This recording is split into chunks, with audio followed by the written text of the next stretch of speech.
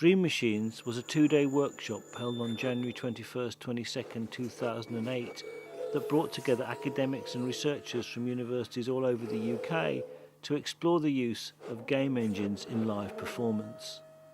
The workshop was hosted by the University of Bristol Department of Drama, Film, Theatre and Television and was funded by the AHRC ICT Methods Network Fund.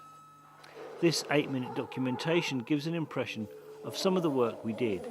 It contains extracts from the sequences we produced and the voices of the participants, evoking some of the main themes that generated interest over the 2 days.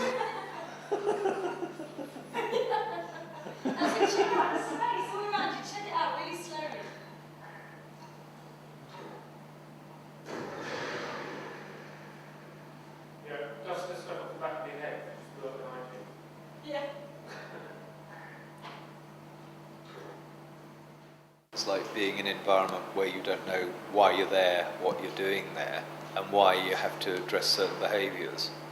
And how do you get out of this repetition of cyclical kind of violent behaviours that keep happening, and you get reborn and you do the same thing again? Not just repetition as a sort of existential concept, but also repetition as something very physical and gestural. Well, somebody else wrote that I need blood or something like that, and it's just, you could have two characters that are wandering around and they're like the cleaners and they have to pick up the bodies, but one of them just like, oh God, I feel like I've got to kill someone again. Oh, I've killed someone again. Why do I keep doing that? We've got to pick up another body now. I think, although it may not be real or as emotionally authentic as real life, or whatever that means, I think actually the engagement with that other space can actually get greater levels of intimacy.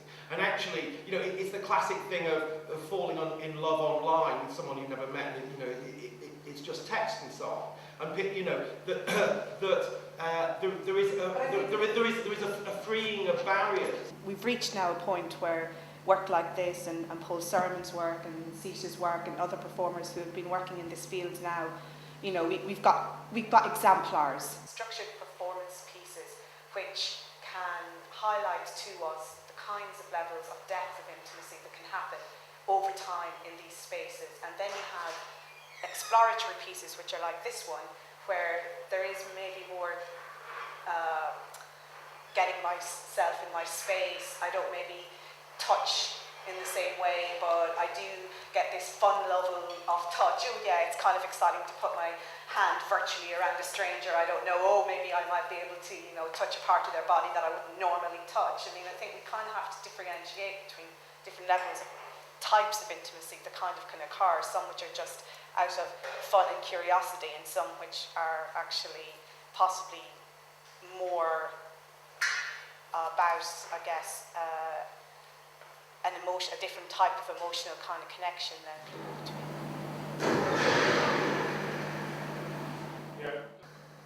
It's quite nice, these audience participants who never used this before, and naturally just starting to walk and move. Looks like it's the end of the road. And watch her fearing that she's going to have to go off the screen. Oh no, it can't That be way that. is heaven, and that way is hell.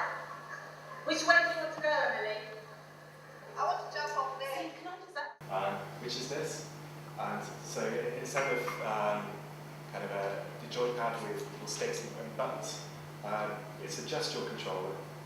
It's filled with sensors and an infrared camera. If we land again, if you shake it, we've got it so that you bow.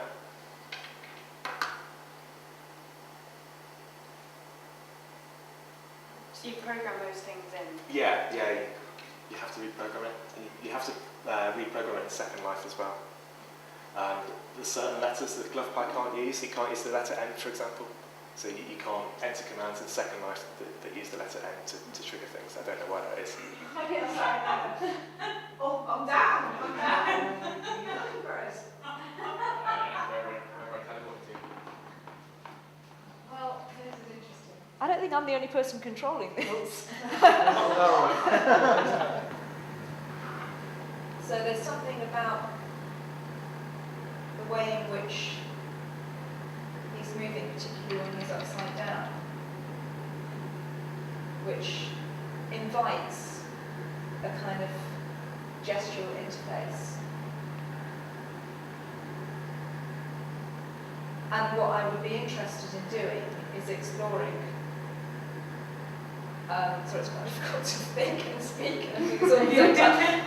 What I would be interested in doing is developing, this has got very limited mapping at the moment, developing the way in which this maps to the movement of the avatar and developing an operator choreography that was linked more intuitively with the way in which the character in Second Life is moving. And again, so a performance might incorporate the operator and the character on screen. But what I'm really interested in is some kind of gestural interface, an embodied interface that allows me to have some sort of going on connection with my avatar as I'm moving through the space. So they're just early concepts at the moment that would require much more development.